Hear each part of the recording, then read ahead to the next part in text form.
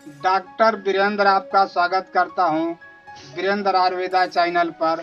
मैं आपको आज खुजली, पामा और एक्जिमा का औषधि बतला रहा हूं और इसका परिचय आपको हल्का में मैं बता रहा हूं।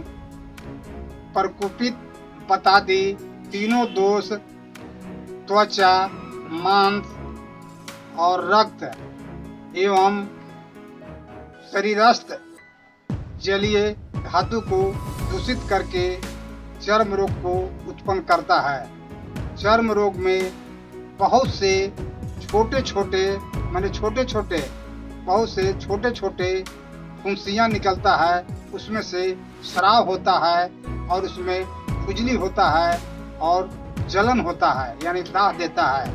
और यही फुंसी अगर जब तीव्र हो जाता है, दाह तीव्र अवस्था में ज़्यादा जलन देता है, तो आपको हाथ में या जंघा में पिंडकाय की तरह एक स्फोट के रूप में प्रकट होता है और उसमें स्राव और खुजली होता है, यानी जांघ में और हाथ में, दोनों में, हाथ में कड़ासा में, सब में, और जांघ में खुजली होता है, दोनों साइड होता है।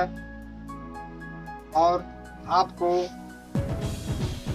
खुजली का जो पिंडकाय से जो स्राव चलता है वो हमेशा कभी कभी चलने लगता है, जिसे एक्जिमा में एक गीला एक्जिमा होता है, एक सूखा एक्जिमा होता है। तो गीला एक्जिमा में आपको श्याम वर्ण का जो स्राव और खुजली होता है, हमेशा स्राव चलता है एक्जिमा में और स्राव निकलते रहता है और उसमें खुजली होता है। और खुजली का बीमारी जो है, रोग जो है, कोई ऐसा भयंकर नहीं है, मगर खुजली जो है त्वचा के ऊपरला लेयर पर पाया जाता है। और आपको इसी का एक औषधि मैं बतला रहा हूँ। इस औषधि को आप ध्यान से सुने और इस औषधि को खुजली का या पामा का या एक्जिमा का रोगी इसको अवश्य इस्तेमाल करे। रसमानिक 125 मिलीग्राम ले लीजिए, गंधक रसायन 250 मिलीग्राम ले लीजिए, गिलोय सत्व 500 मिलीग्राम ले लीजिए। ये तीनों एक मात्रा हुआ। इसको शहद में फेंटकर प्रातः काल खा लीजिए।